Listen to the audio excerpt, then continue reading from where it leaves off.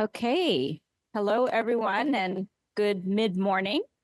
And welcome to Panel 2C, the Political Economy of South Asian Debt.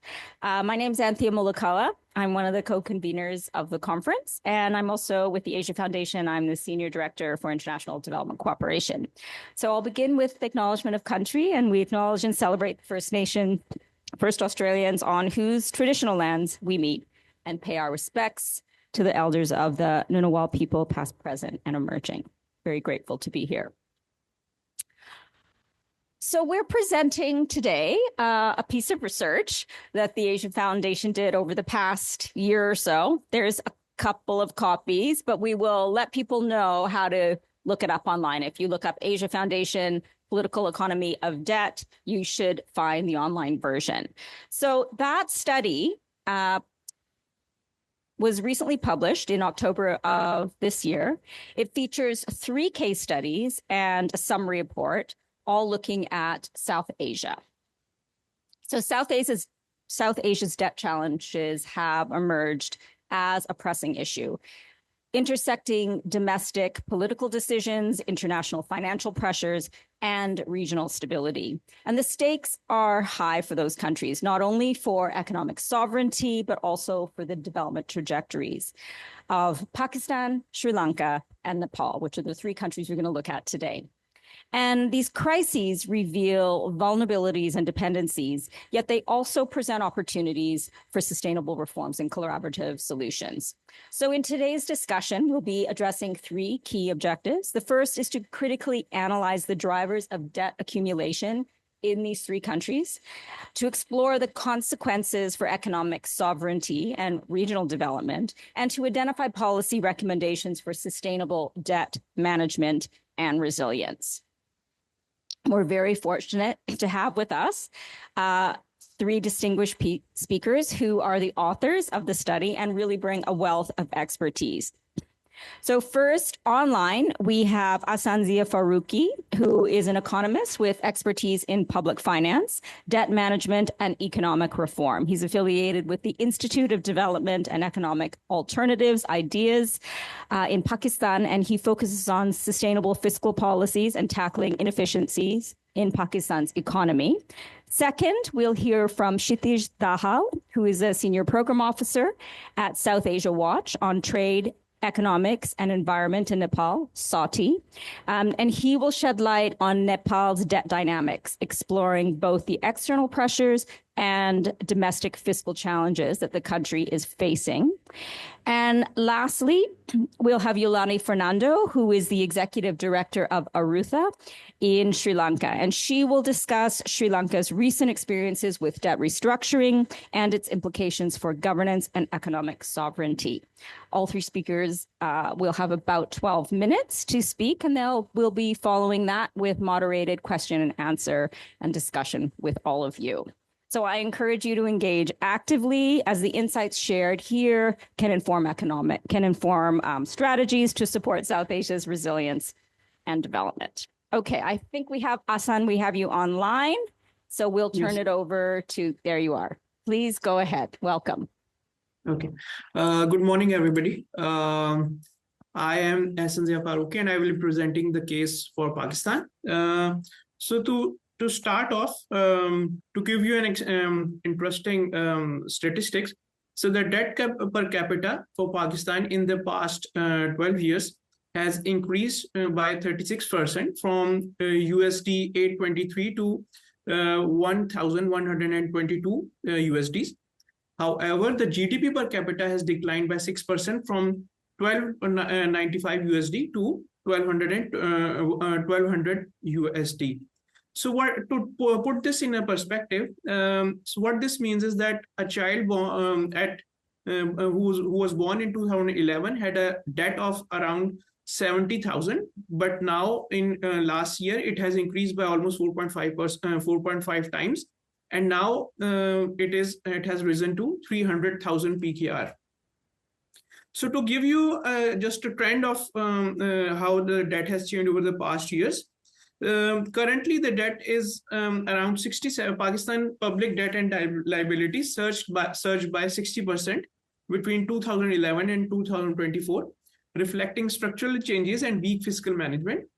Currently, while the debt is around 67% of the GDP and has been at the lower level in the past 10 years, however, if you can see that in last year, which was the fiscal year 2022-2023, debt stood at a staggering 91% of the GDP.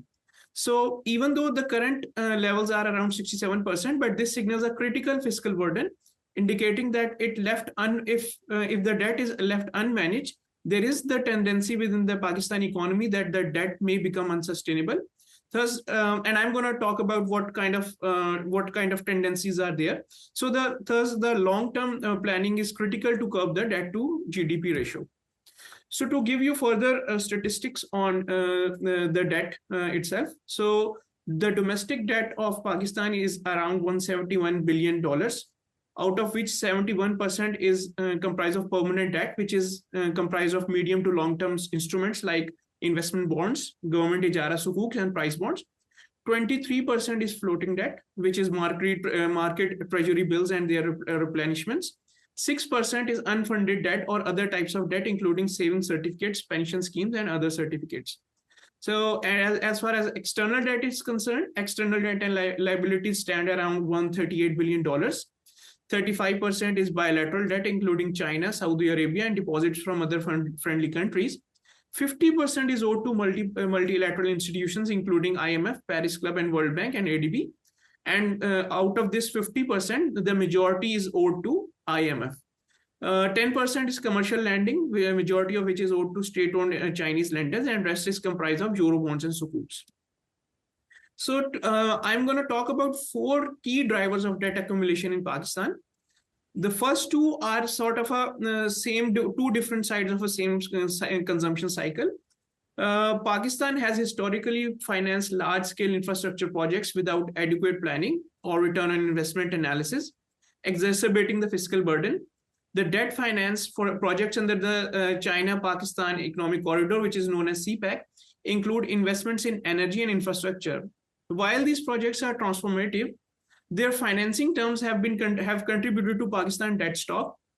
External debt has not been used to expand public investment for many years now. Instead, it has largely supported government consumption, and government consumption makes around 84.2% of the total GDP. A large proportion of this consumption is imports. Last year, Pakistan's 3 biggest imports were food, which were around $8 billion.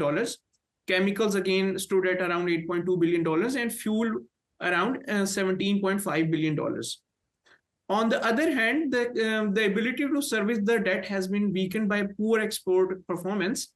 And while maintaining external balance has been helped by the growth of remittances, this very growth has also generated pressure on the exchange rate to appreciate, thereby undermining the incentive to export. On the other hand, consumption-led imports continue to grow, while exports and remittances remain stagnant, thus shortening the period where economy booms and leading to more busts and inflation. And since the borrowed money has not expanded public investment to repay debts, the ratio of debt servicing claims to export earnings has increased over the period of time. So the third reason for debt accumulation is the hidden debt liability of inefficient state-owned enterprises. So state-owned enterprises collectively account for approximately 44% of Pakistan's GDP in assets, but they generate persistent losses. The government bailouts and subsidies to SOEs, particularly in the energy sector, has drained public finances. Circular debt in the energy sector and now recently in the gas sector as well has now exceeded more than $10 billion. And the problem is that there are guarantees that are made by a government for these SOEs to cover the debt of a person, company, or a project if they are unable to pay. It is the government saying that if they can't pay, if the SOE can't pay, so the government will pay. And technically, these guarantees are not considered a part of sovereign debt. This is a financial liability. Hence, this creates a hidden contingent liability. And the main risk associated with these contingent liabilities is that the fiscal cost after their occurrence, which could result in an additional burden on government resources and can lead to a higher debt to GDP ratio. Other than that, state-owned enterprises are being used politically as well. Like they have their management has been driven by political factors. The key posts are held by are political, and there's a lot of political expediency where policies such as untargeted energy subsidies and politically motivated fiscal support to SOEs have prioritized short-term public approval at the expense of fiscal health. Lastly, and which is one of the key factors here, is the internal and external factors. So since May 2022, there has been a lot of political instability. There have been delays in election. Like, for example, the caretaker setup was by law was supposed to go around 3 months, but it lasted more than a year. And what this cause was that IMF and international donors were reluctant to lend money to caretaker setup. And what happened was, since the IMF was reluctant, and so other donors like Saudi Arabia and other Paris Club were also became reluctant that first secure your loan from IMF and then we can lend you the money. So what this led to severe economic crisis, resulting in currency crisis and default risk last year, and which also resulted in stagflation as well. Since then, the elections happened in February 22, but the current government is trying to still struggling to get legitimacy from the larger public, because there were debates about the legitimacy of the elections. So there is a lot of political instability, which leads to policies where the focus of the government is not on the policy making and efficient debt management as yet. Other than that, there were external shocks, such as the economy is still recovering from the COVID-19 pandemic. The fuel cost rise have risen dramatically because of the Russia-Ukraine war. And then the catastrophic floods in 2022 worsened Pakistan debt outlook by reducing exports and increasing relief spending.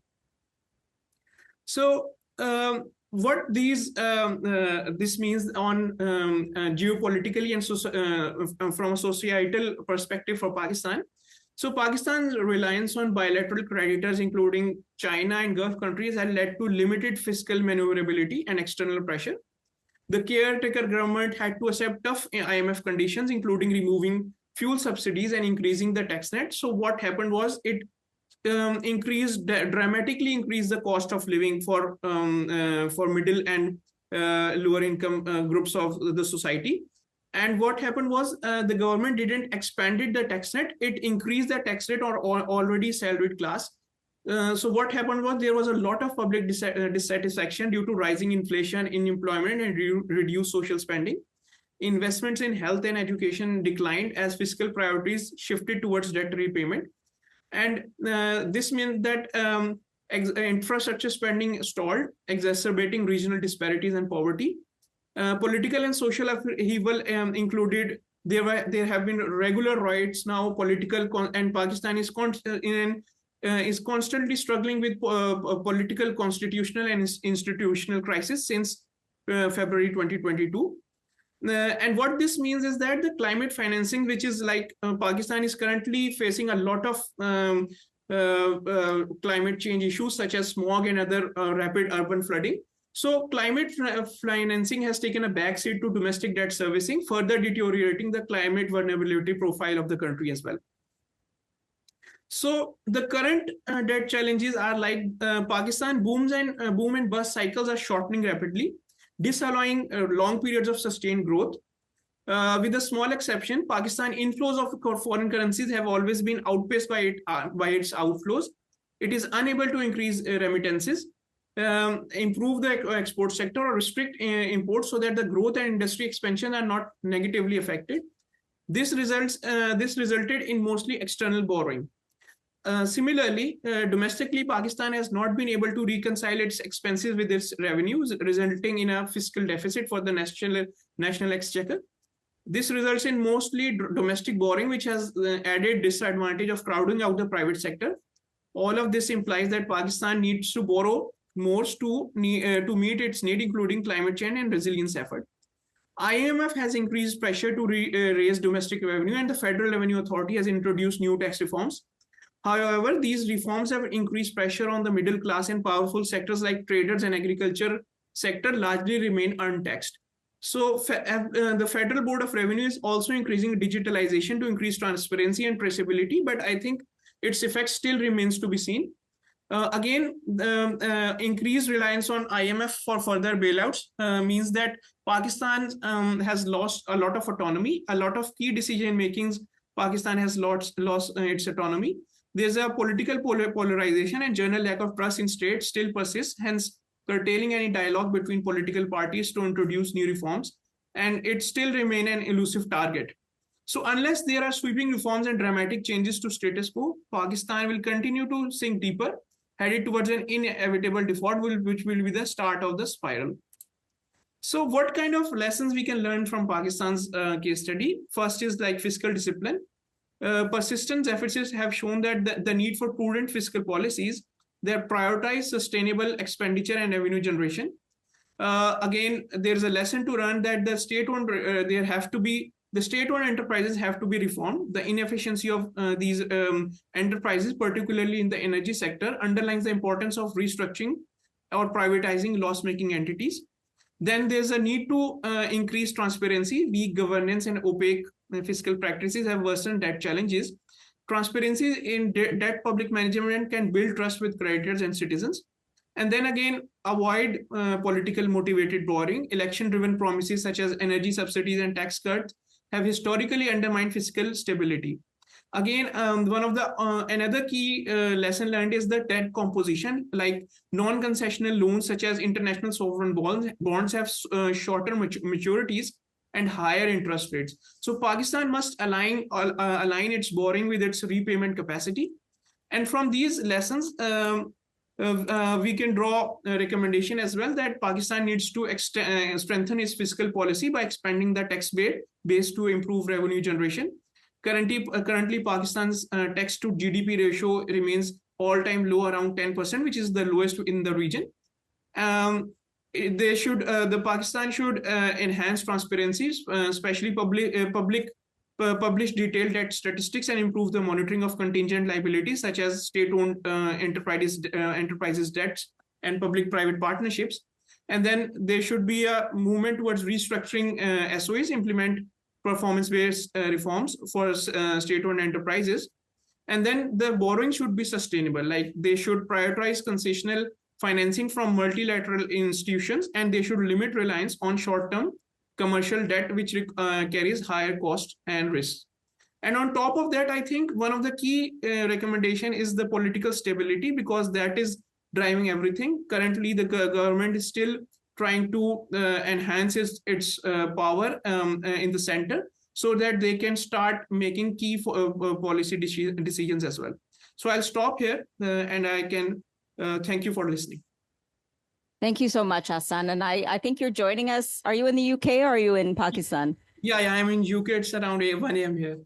Right. So I think it's very early in the morning for him. So thank you so much. I hope you can stay with us for the question period at the end. Thanks so much. I think we'll hear a lot of similarities across the 3 case studies. So I'll now turn it over to Kshitiz to present on Nepal.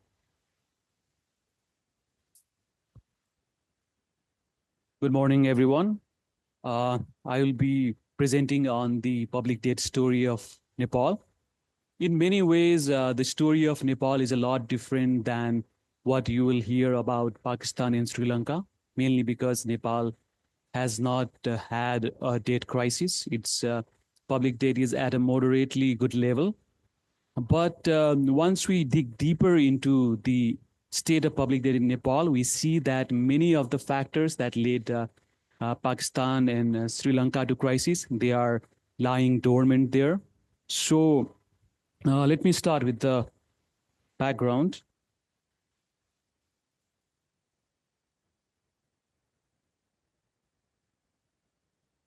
So when one looks at the level of Nepal's public debt, it is at a rather innocuous level. At the end of the fiscal year 2021-22, it stood at around 41.5% of GDP, which is not at a crisis-inducing level. But when one looks at the trend of the public debt accumulation, one sees that the level of the debt accumulation has been happening at a rapid pace. For instance, the public debt to GDP ratio was at around 25% of GDP in 15-16, which has now risen sharply to 41.5% of GDP. Hence, the study we did tried to look into what is driving this rapid accumulation of public debt. Is it the transitory factors such as the COVID-19 and the devastating earthquake that we had, or are there any structural drivers that are recently driving the public debt accumulation as well?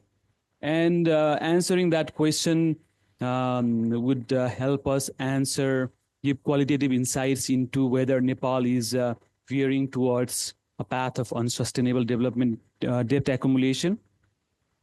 Now, I would like to briefly talk about Nepal's public debt structure. So, at 41.5% of GDP in fiscal year 2021-22, the share of external debt is slightly higher than the share of internal debt, but it's not that different. And if we look at the composition of internal debt, short-term treasury bills, they account for about 1/3 of Nepal's total domestic debt. And the development bonds, which are medium to long-term bonds, they account for about 65% of Nepal's total domestic debt. And Nepal's domestic debt market is criticized for being rather shallow because it is the commercial banks that hold the predominant amount of government's domestic borrowing to meet their statutory liquidity requirements. And when we look at the state of external finance, Nepal's external loans are predominantly owed to multilateral institutions, primarily the World Bank's IDA and the Asian Development Bank. And these are concessional loans with 0 to minimal interest rates, and long maturity periods of more than 30 years. And in terms of bilateral creditors, Japan, India, and China are the primary ones, but they account for a small share of Nepal's total external borrowing. And as was discussed during Pakistan's presentation, governments sometimes have hidden debt in the form of contingent liabilities. And in the case of Nepal, except for the contingent liabilities arising from its engagement in public-private partnership projects, the extent of which is unknown, there does not seem to be that grave of a concern. For instance, the subnational governments have not assumed any loans yet, and outstanding debt owned by the state-owned enterprises, they are already accounted for in the debt statistics as they are directly lent by the government. And loan guarantees offered by the government, they are low and are accounted for in the statistics. Now, if we look at some of the debt ratios, we see that Nepal's public debt level is at an innocuous level. It's mostly low compared to other comparator countries and regions. However, there are some causes of concern. The first one being its rapid rise in few years. And we also see that interest payment trends are on the rise, and debt service obligations have begun to rise, and it rose significantly in the last 2 fiscal years. It used to be about 2.5% of GDP. Now, in the last 2 fiscal years, it rose up to 4.5% of GDP, as we had predicted in the study we did. And in terms of external debt to exports and debt service to exports, the indicator are somewhat problematic because Nepal's exports have been stagnant. But it's not too worrisome in terms of financing external debt because Nepal's largest source of external finance has been remittances for the very long time. Remittances account for the share of external finance that is much higher than other sources such as foreign aid and foreign direct investment.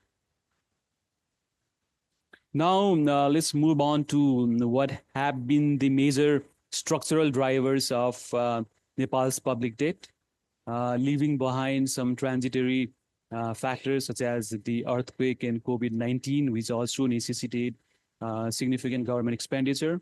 So the first the first factor I would like to discuss is Nepal's ambitious development plan, but without the necessary state capacity to enforce it. When Nepal promulgated a new constitution in 2015, the political leadership assured that the era of transition was over, and this would usher the beginning of era of economic growth and development. And the government was also in a lot of pressure to deliver, especially because the ordinary citizens had suffered the years-long insurgency and a long protracted transition. And hence, Nepal formulated a very ambitious development plan targeting high rate of economic growth and other socioeconomic targets. And to fulfill that, it envisioned a significant role of public investment. So that is reflected in the chart here. Nepal's government expenditure as a ratio of GDP is usually higher than other competitor countries in the region. But having an ambitious development plan, there is nothing wrong with that. But Nepal's limited state capacity meant that the expenditure were not of the quality that would generate adequate returns. Because of many issues, the expenditure has been extravagant in many instances. For instance, if we look at the share of the productive investment in Nepal's government expenditure, we see that the actual capital expenditure has been much lower than what the government initially targets in its yearly budget. And next driver has been the issues in the implementation of Nepal's newly formulated federal structure after the promulgation of the constitution. So we see that the rapid rise in government expenditure coincides with the implementation of federalism that started after government started making intergovernmental transfers in fiscal year 2017 and 18.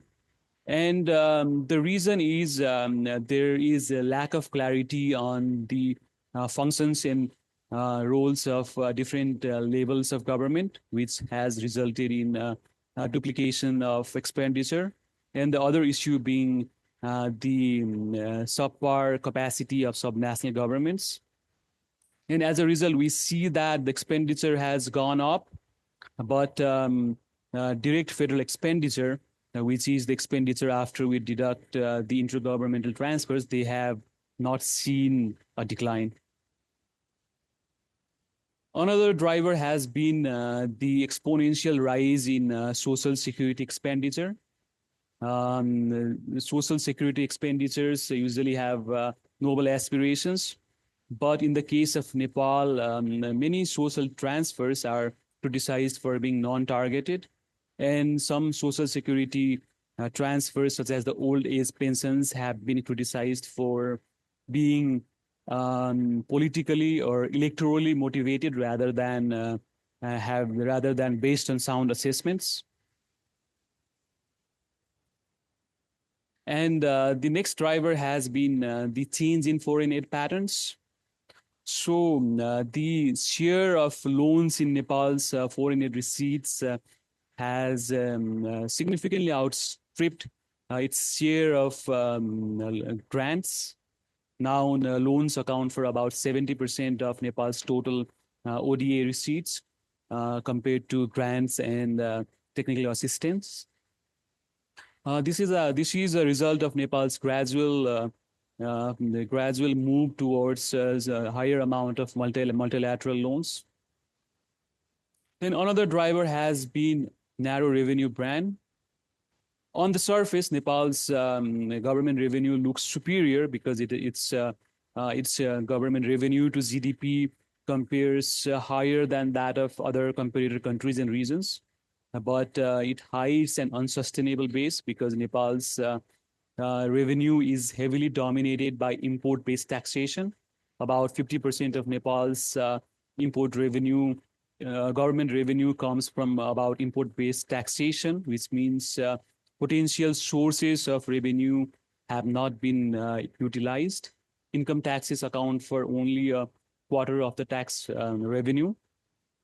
And there are issues such as weak inland tax collection, monitoring issues, which give rise to revenue collection that is below the potential. And finally, institutional issues underpin the rise in Nepal's public debt. Basically, it concerns the lack of adequate preparation in wasteful practices. For instance, projects that have not undergone the necessary preparations are included in the budget. Projects which were not included at the start of the budget are forcefully included. A mammoth proportion of capital expenditure is spent only at the end of the fiscal year, and there are also quality issues about capital expenditure. And there is a major abuse of budget head change and source change. And there are significant avenues of wasteful expenditure as well. It is not to say that all things are bad. Institutional reforms have been taking place as well, but there are ample avenues for improvements. So what are the concerns of Nepal's public debt moving forward? The rapidly rising public debt, but the one which is heavily dominated by recurrent expenditure and a low volume and quality of capital expenditure means that public debt is going to be accumulated, but without adequate returns. Likewise, the plethora of institutional issues mean that the additional public debt will not be optimally utilized. And another concern is that as Nepal stands to graduate from the least developed category status, and as its per capita income level has been rising, it might risk losing some of the concessionality that it enjoys in its external finance. And there is also the risk of Nepal going to international capital markets to meet its development aspirations. And if that is not properly managed, it might have severe consequences, as we see from the examples of Pakistan and Sri Lanka. And many debt assessments show that Nepal's public debt is vulnerable to shocks, growth shocks, export shocks, and remittance shocks. And as Nepal continues to accumulate public debt without adequate returns, there is the potential of losing fiscal space to deal with pressing challenges such as the climate change concerns, as Nepal is highly vulnerable to climate change impacts in its unfinished development agenda.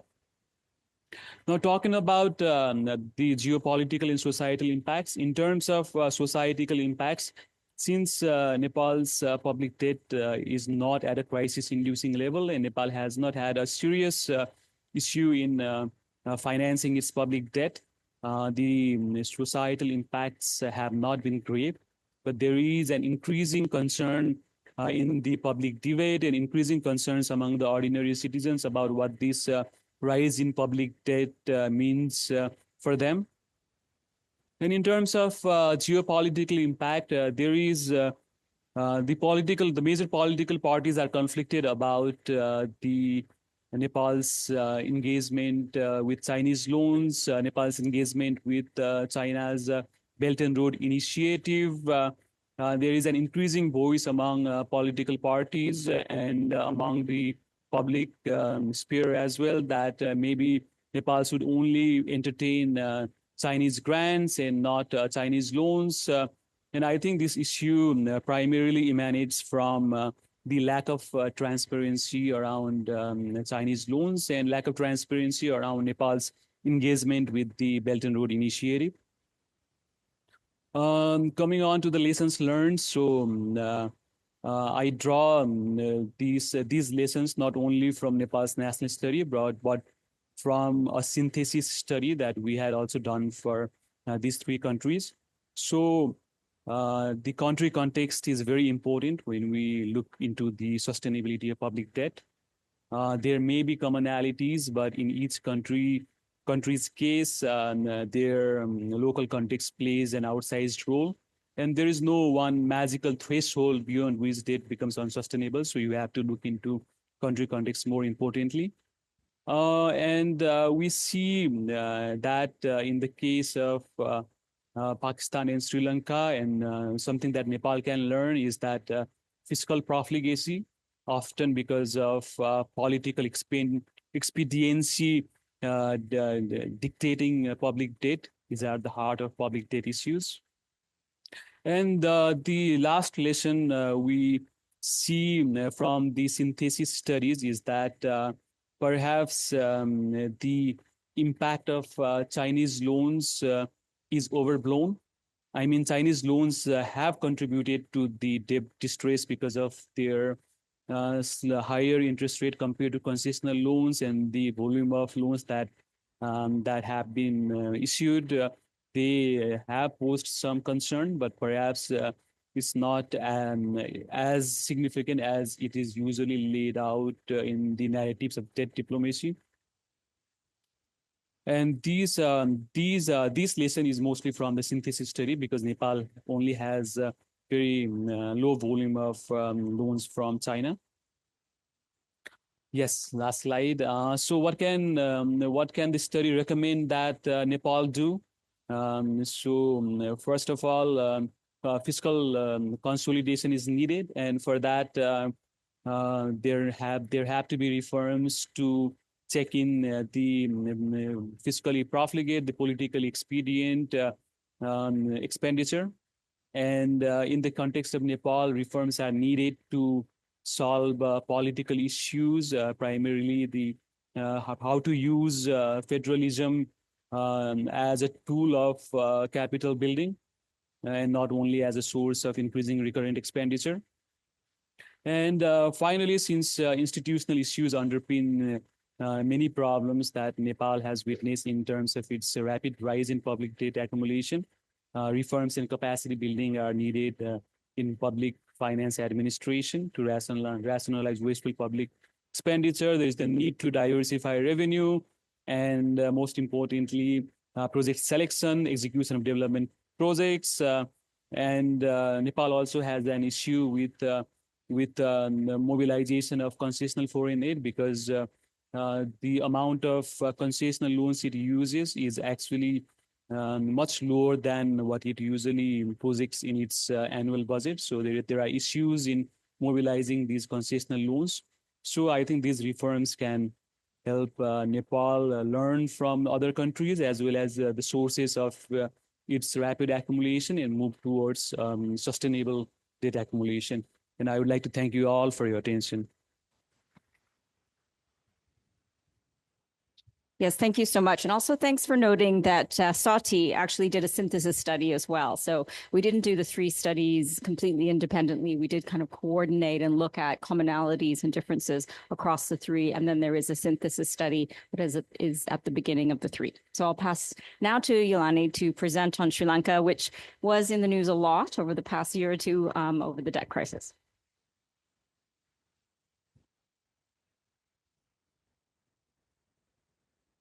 Yeah, as Anthea very kindly pointed out, Sri Lanka has a bit of a reputation when it comes to debt. If debt to GDP ratio was a competition, I think from among our 3 case studies, Sri Lanka is the clear winner. Unfortunately, it's not a competition. But therein kind of lies one of the big misconceptions about Sri Lanka's debt, as if, you know, the only issue is the size of our debt. And in fact, so I will do 2 things. One is kind of go through the very basics of the Sri Lankan economy and the structural weaknesses which were present, which led to our first ever sovereign default in 2022. This was widely predicted by anyone who was paying attention. And then I'll talk a little bit about the political economy of the decisions that led to those structural weaknesses. Of course, I'm kind of synthesizing several decades of bad decisions, so bear with me. So like I mentioned, and some of you might have seen us in the news when we went to the presidential secretariat and kind of demanded some accountability for Sri Lanka's worst economic crisis since independence. We had fuel shortages, power cuts, massive, inflation and everything else. And that kind of culminated in a massive people's protest known as Dargale, which is Sinhala for the struggle. And like I said, this was a long time coming. And like I said, of course, debt to GDP ratio, 115.5%, kind of puts us right there on top. But in terms of the drivers of debt and sort of the other structural weaknesses, you kind of have to go a little bit back in time. But as you can see, so 2009 to 2023, you kind of see the steady increase in, Sri Lanka's debt. But there are a few things kind of underlying this. One, of course, is populist politics. And I'll get into that slowly in terms of especially our tax policies. Incredible mismanagement of public finances. This is both in terms of, sort of a ballooning public sector, it's inefficient revenue collection, and of course, we have a corruption issue. There's also a problem of the kind of debt we were taking. And that is, so, of course, Sri Lanka is the poster child for debt traps, but unfortunately, a lot of our debt issues are, sort of self-made. And, at the time of defaulting, 36% of our foreign debt was international sovereign bonds.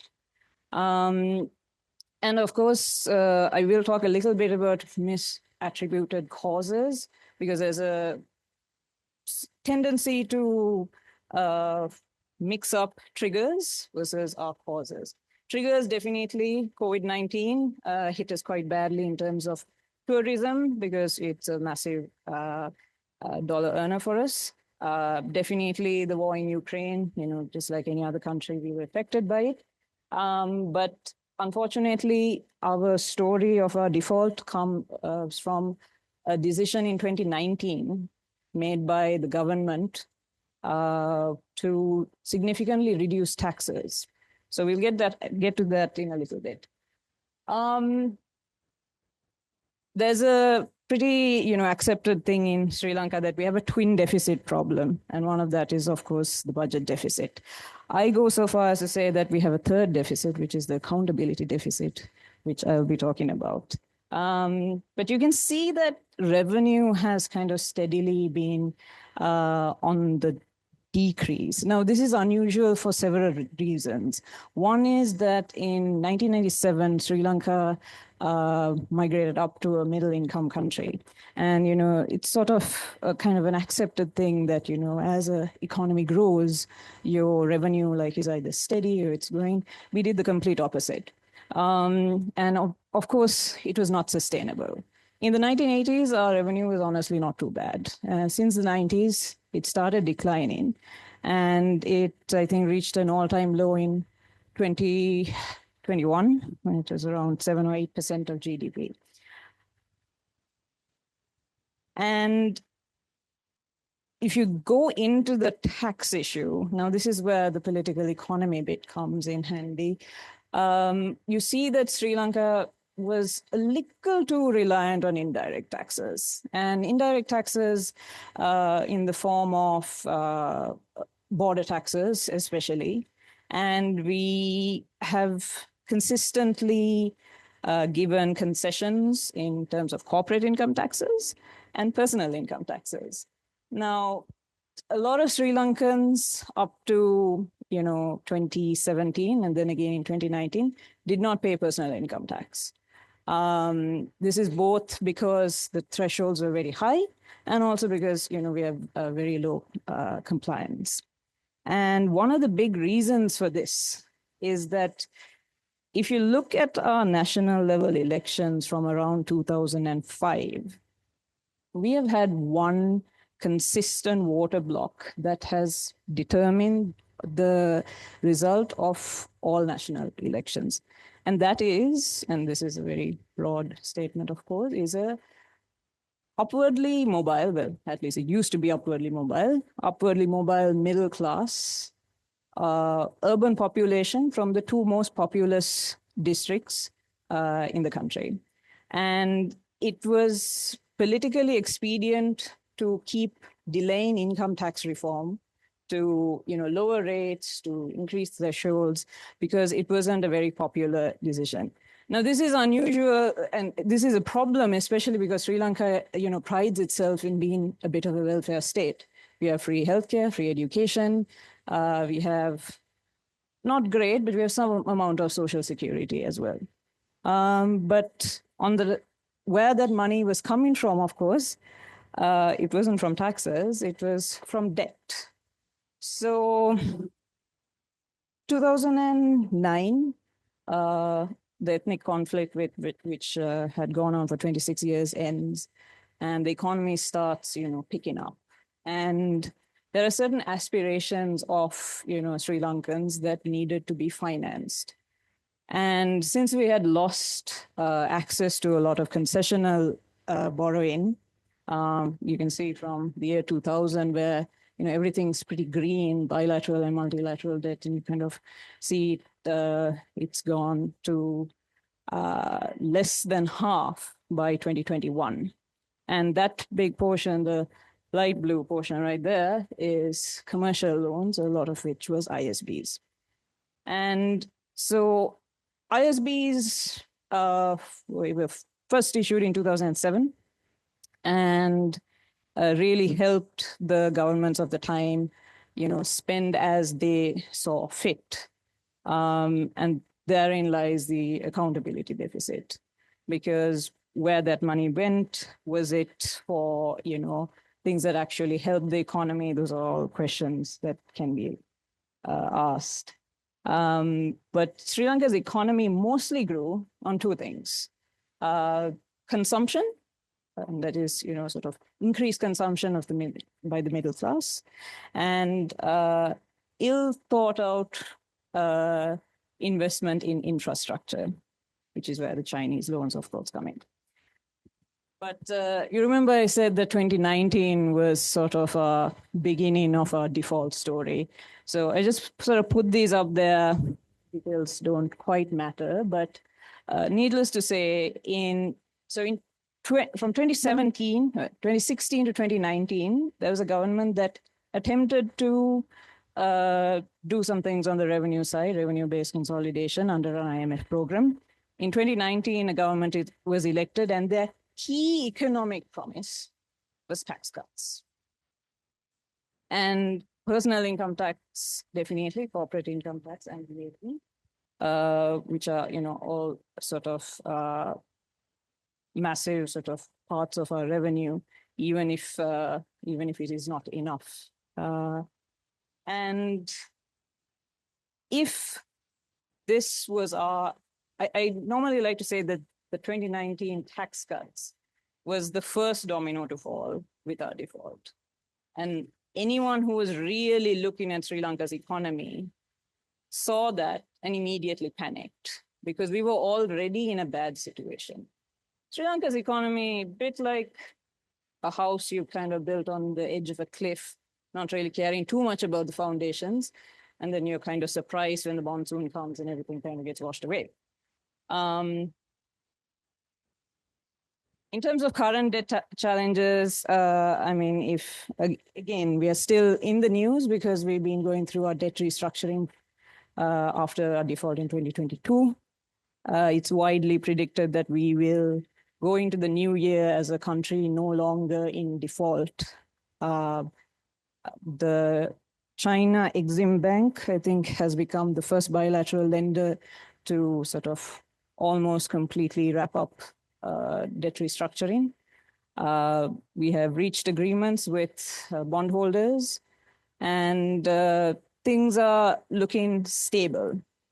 I won't go so far as to say good, but I will say that they are stable.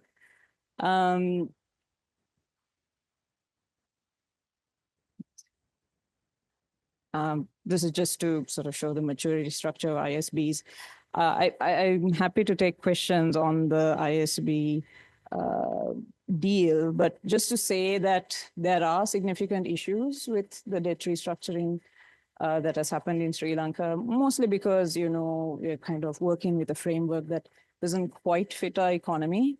And this will pose significant challenges to us, especially in terms of the macro-linked bonds that are part of our debt deal, which basically means if our economy grows at a certain level, we pay more to the bondholders.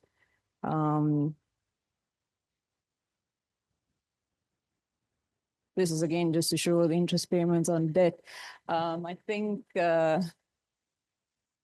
good indication of how bad things is that thinking about 2021, about 70% of our revenue was going for just the interest payments of our loans. So you can see when I say that Sri Lanka's debt problem can't just be sort of sidelined as, oh, there's too much debt. It's the kind of debt, it's the fact that we don't have the revenue to back up that debt.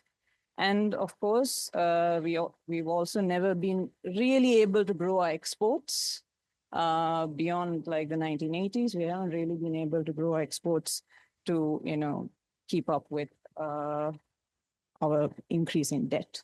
Yeah, sorry. This is what I was just talking about. China Development Bank and China Exim Bank are our main lenders from China. China Development Bank loans were considered commercial borrowings, and China Exim Bank loans were dealt with as bilateral lending. We don't know the details of the China Development Bank deal. It is, pretty much done, but we do expect that there will be no haircuts, and that we kind of expect maturity extensions, because most of the loans are about 8 to 10 years, and we are expecting them to be 15 plus years now, with some interest rate changes. So in terms of societal impact, and this is why I always say, things are stable, they are not good, we haven't recovered, because it's very difficult to talk about a country recovering when you had, 7 million people fall into poverty.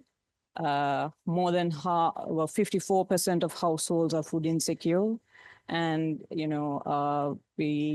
people are, choosing between electricity and food, between, food and sending their kids to school. It's not fair to call Sri Lanka's economy recovered.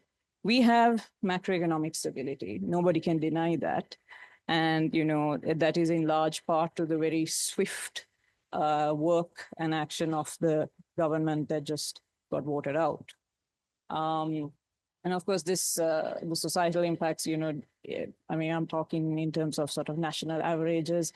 Regional disparities are much worse for our communities in the plantation sector, historically oppressed people.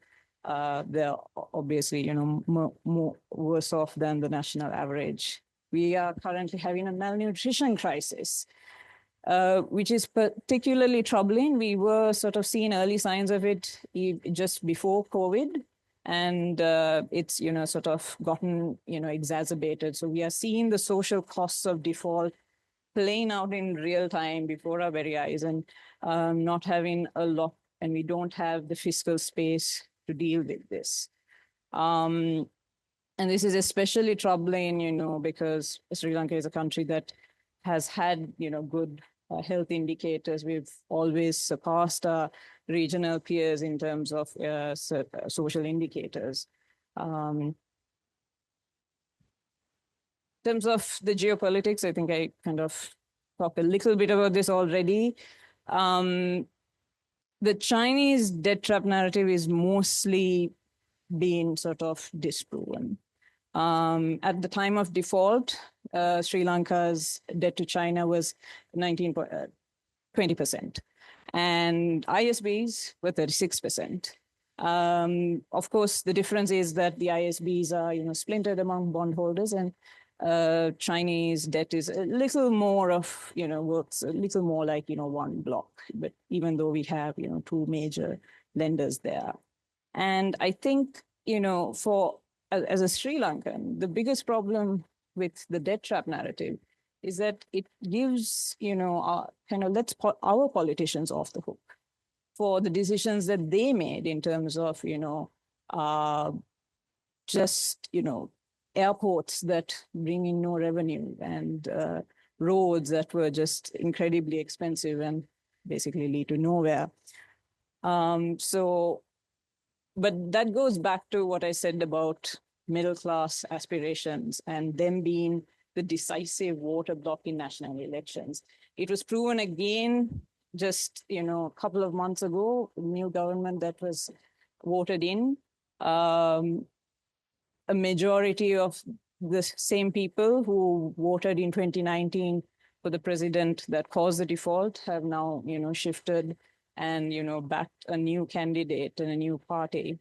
And it's the challenge for Sri Lanka ahead is that while people are calling for system change, for, anti-corruption measures, there has to be a change in our social contract where the Sri Lankan government cannot be subsidizing fuel, electricity, keeping income tax rates low, and still fix the crisis, because these were the things that led to the crisis.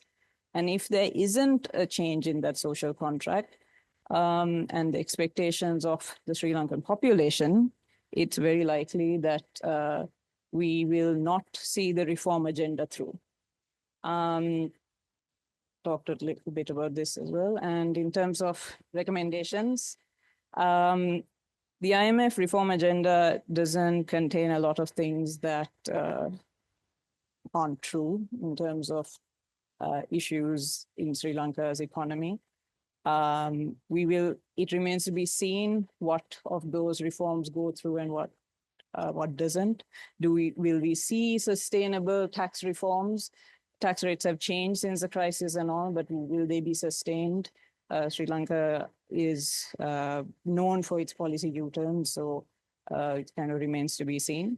And a massive part of the reform agenda that we're particularly concerned about is state-owned enterprises, which carry a huge amount of debt, and the current government does not seem very keen on moving forward with a lot of the state-owned enterprise reform, because again, it is not a popular reform. And the public sector is large, and the public sector largely voted for this government. So the inherent issue with our reform agenda right now is that the people who were brought into power for a system change were brought into power by people who are status quo defenders. So with that, we'll stop.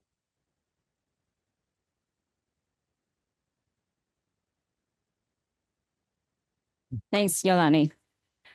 I think Ahsan is still there, so we have a good about 30 minutes for questions from the audience. Please use the mic so that Ahsan can hear you, because he's still online. Are we able to bring him back up as well on the screen? Okay. Questions? Stephen. Thank you.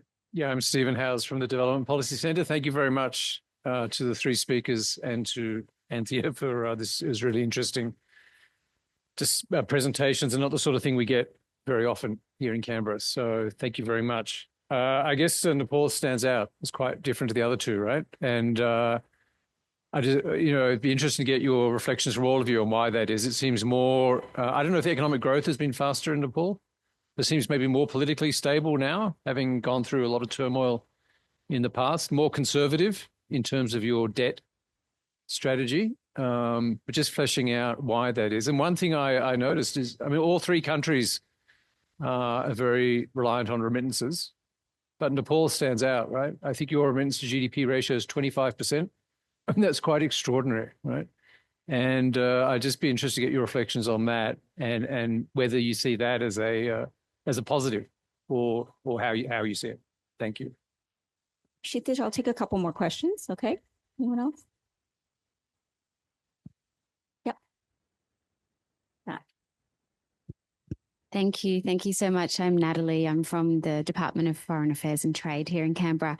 I had a question. A couple of the presenters talked a lot about the social contract and what was needed in order to get that support from the community, from the public, and that trust in the government to then take the difficult steps forward. And I just wondered if you had seen examples of that work elsewhere that you thought might be relevant to the context in the region. Thanks. Another one. Yep.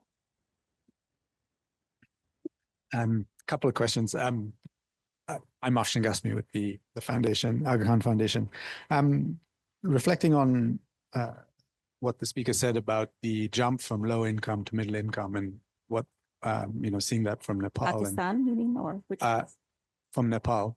But then listening about the discussion that happened in Sri Lanka when that jump happened, have the IMF or the sort of multilateral institutions seen, or is there any thinking around how to graduate that transition, right? So when you move from low to middle. And then the second one was in relation to the international sovereign bonds. What was the sort of the rating agencies' role there in terms of responsibility? Because you couldn't raise that kind of international sovereign debt without the rating agencies playing a role in providing sort of ratings there. Yeah, thanks so much. And I think ISBs are also a factor in the Pakistan case as well. Yeah. Ahsan, why don't I let you answer any of those first? I think the second one around social contract may be relevant for you, and then I'll pass to the other speakers.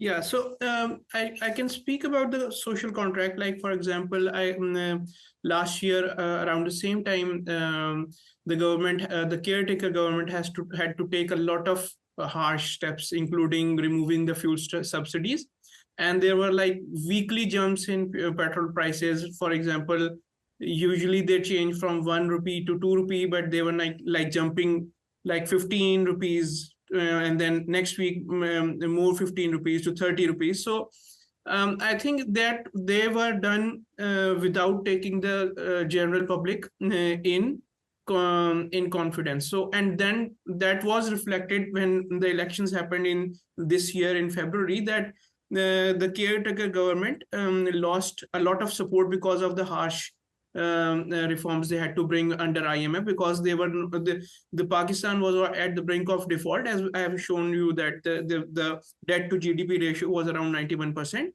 and it was rising, and there was currency default as well. So they had to take some reforms. So unfortunately, they sort of pushed the reforms to the public, and then the public then pushed back in terms of showing their dissupport to the government in the new elections.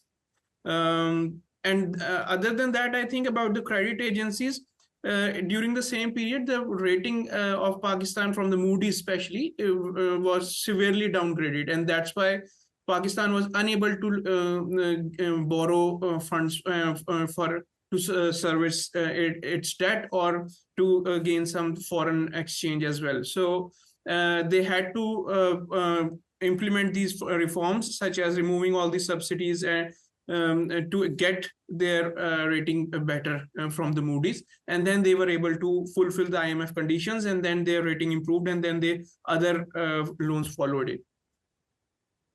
Thanks, Ahsan. Kshitiz? Let me try to answer the question about Nepal's public debt as articulately as possible. So it is definitely not the economic growth performance that has been keeping the debt low.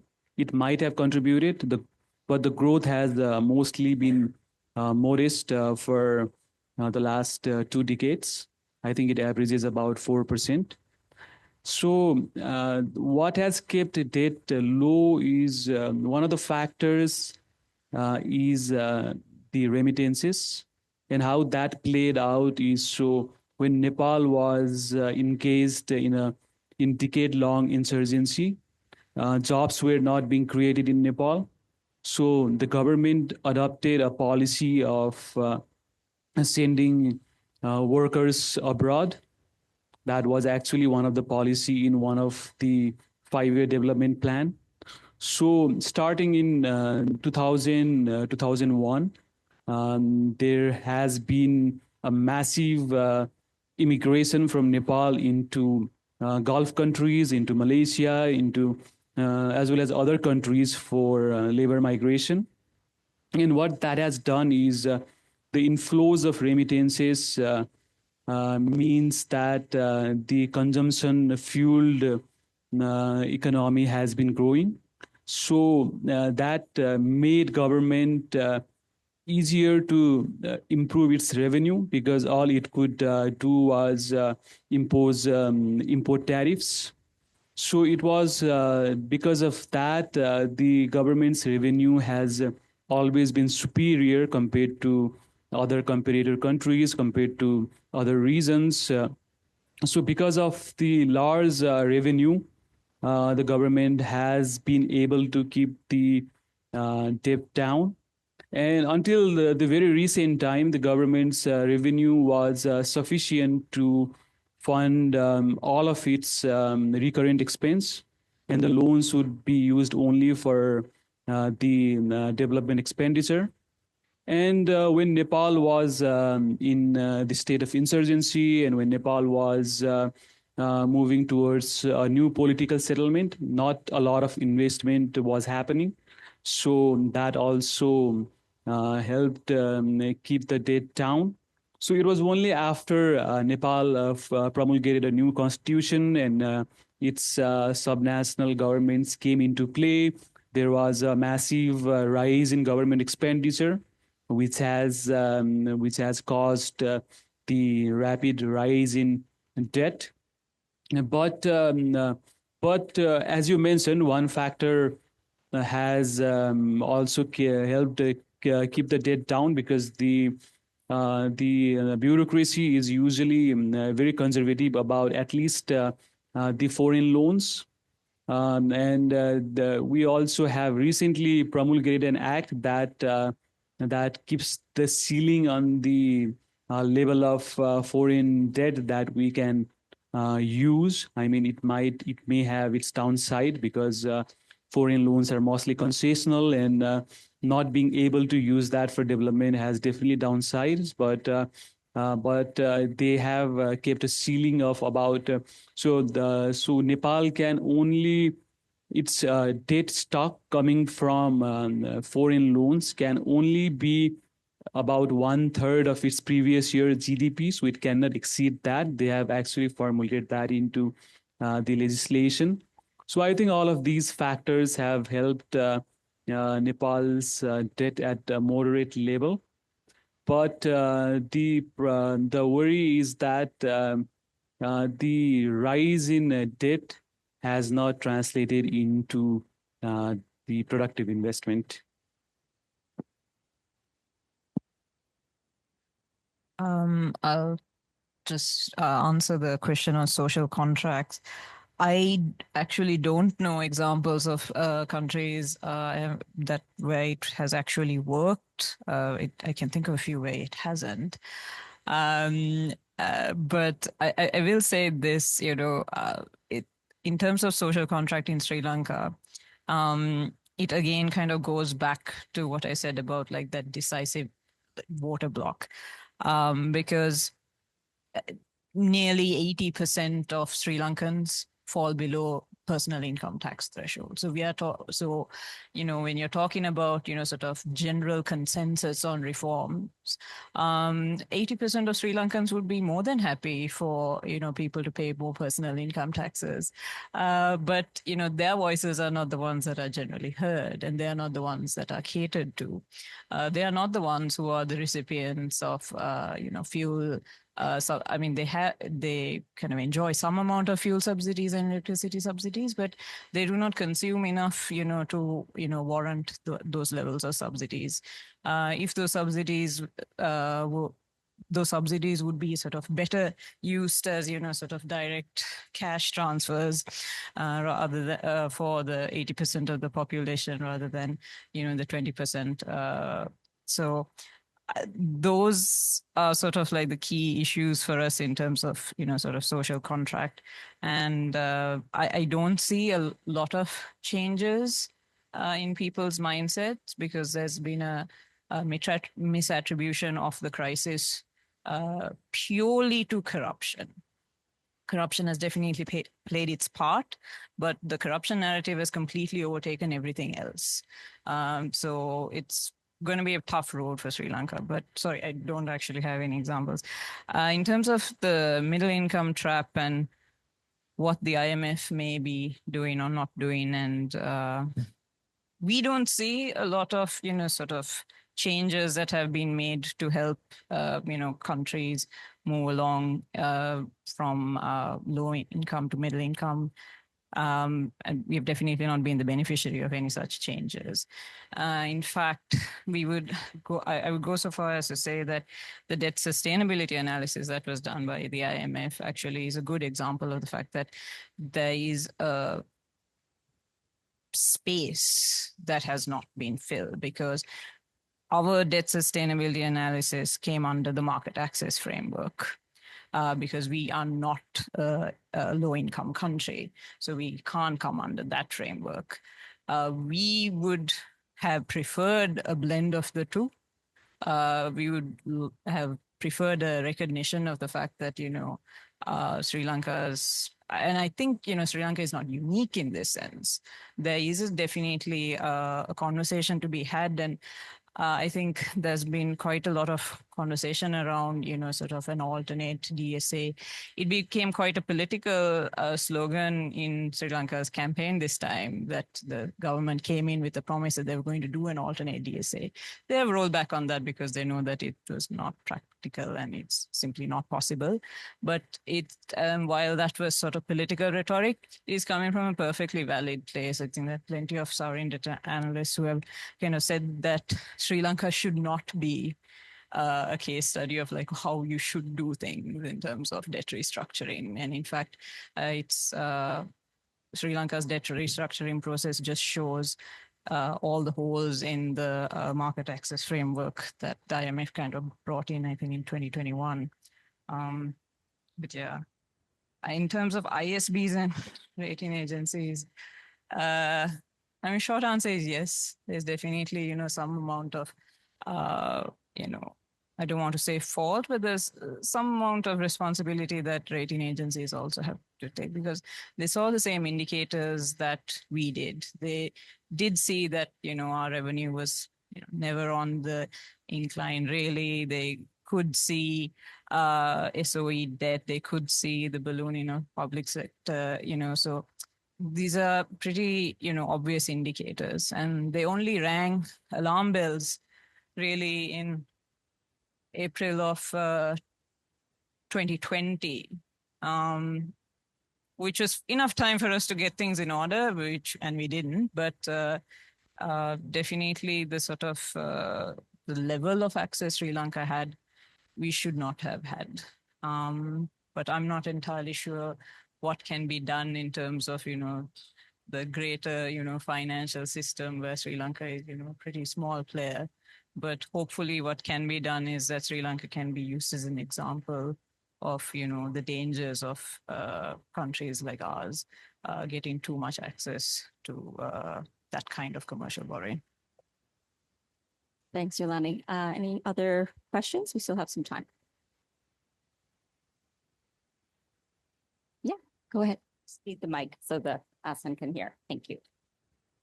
Thanks so much. I have two questions actually. If you could speak, Yolani, to the use of the utility of the IMF to actually overcome some of the political challenges that was faced in Sri Lanka at the time.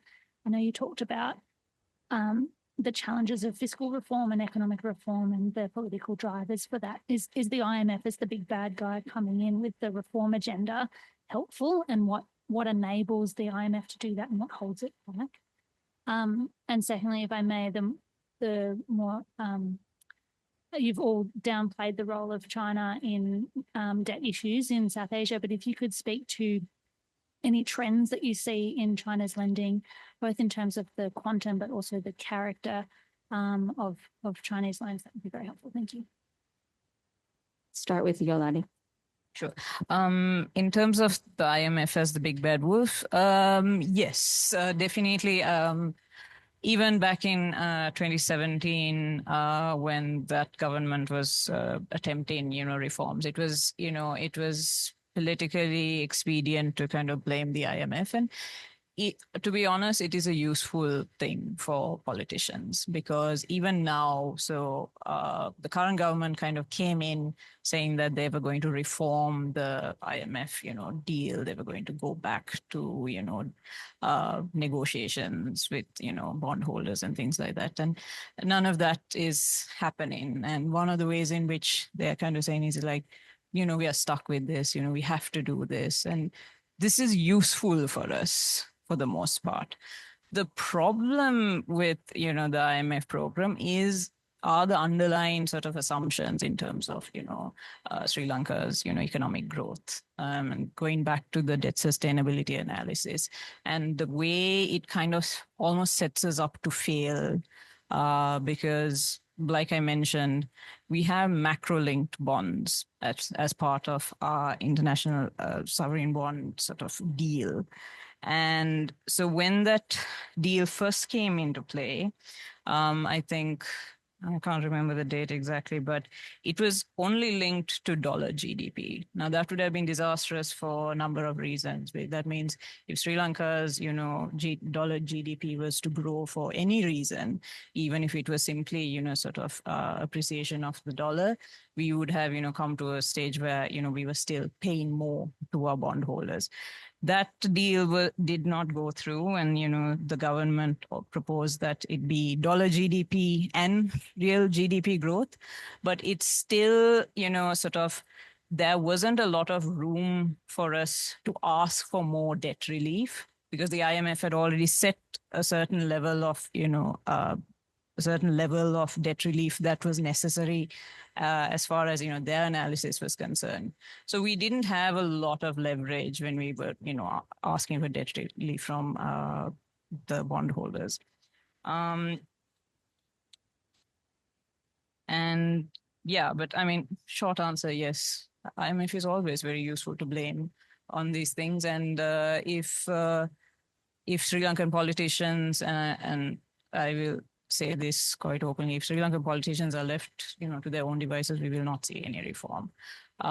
So it is useful to have, a benchmark. It's useful to have a umpire. What is not useful is, the things that I mentioned about the DSA. In terms of China,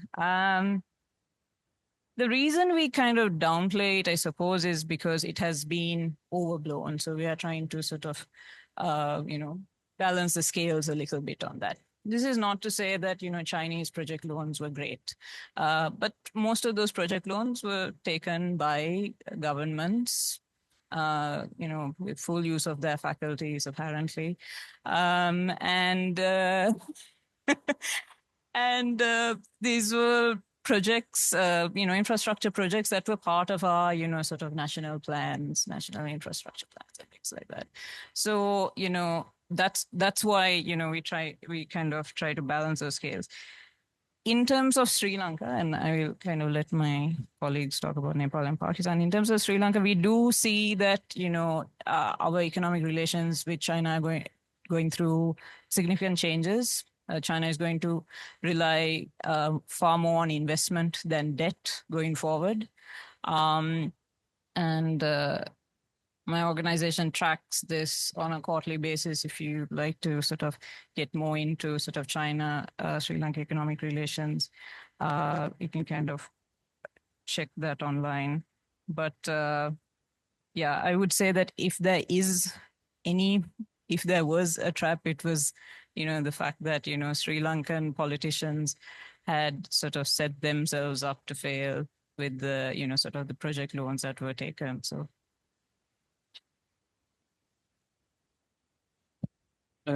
In terms of Nepal's loans from China, currently Nepal has only a small portion of loans obtained from China. I think it accounts for about 2% of its total external loans. And most of the loans that Nepal has obtained from China, it's in infrastructure development, which is a good thing.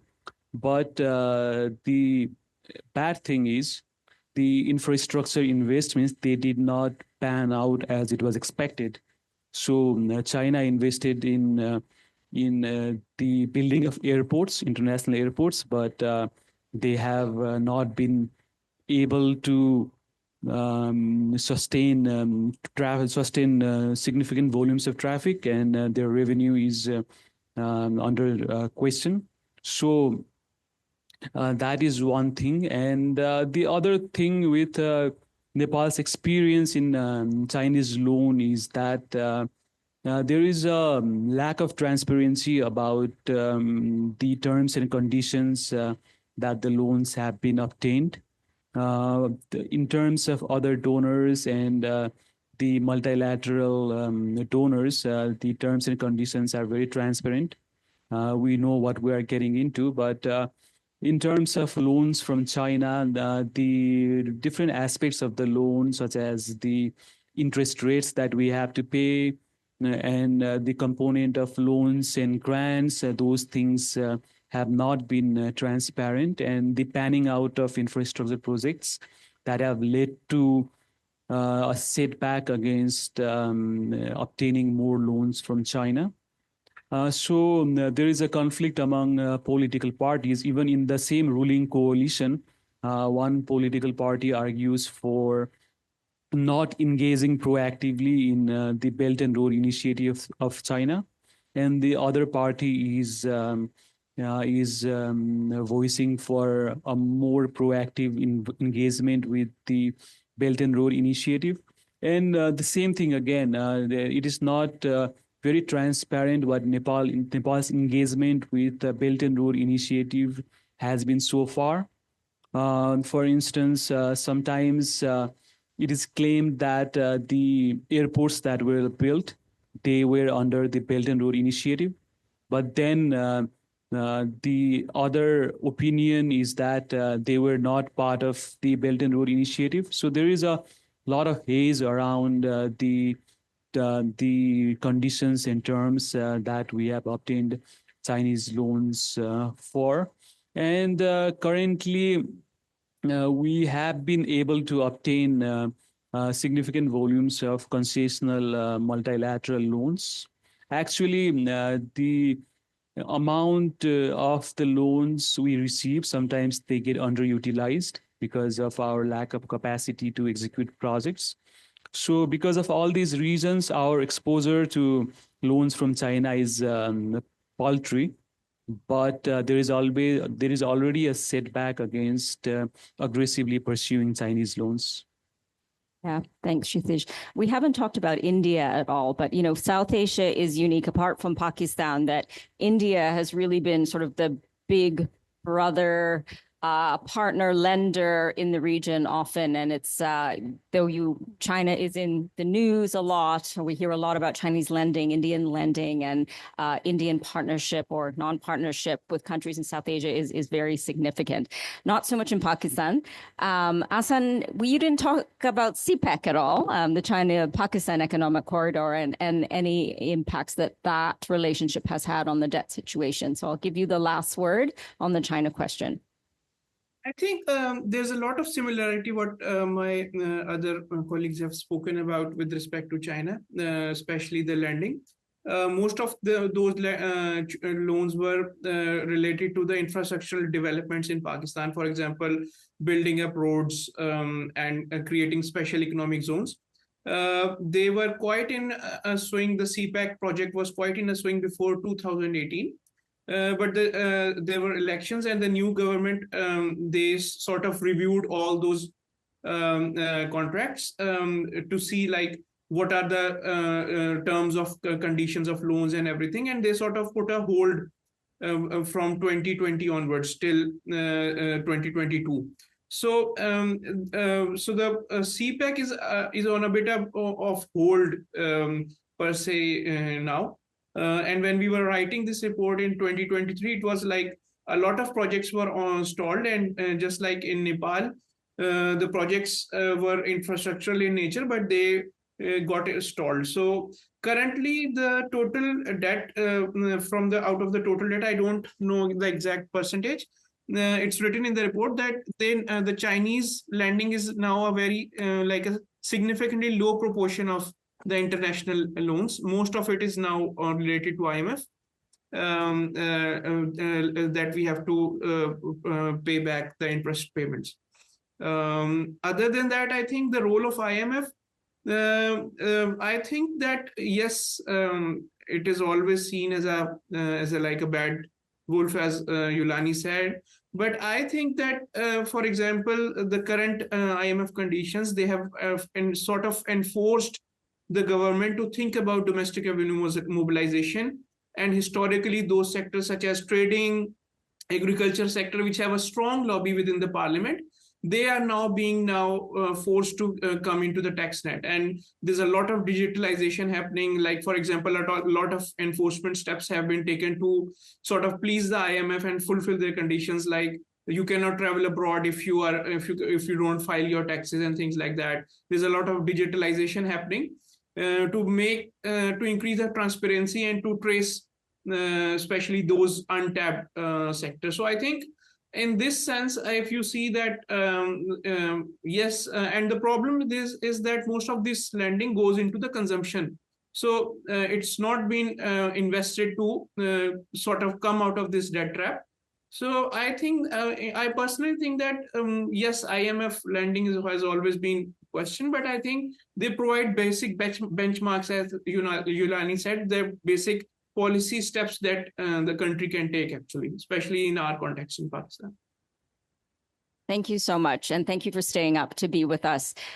That's the end of the session. I'd really like to thank all our speakers. I think talking about South Asia, small states in South Asia, really reveals interesting lessons about debts, dispels some myths about debt trap diplomacies, but also reveals the political economy of debt, that how there are very important political drivers and maybe even cultural drivers in these countries that have landed them in the situation that they're in, and also will be critical in getting them out of the debt situation. So please join me in thanking our speakers, and please enjoy your lunch.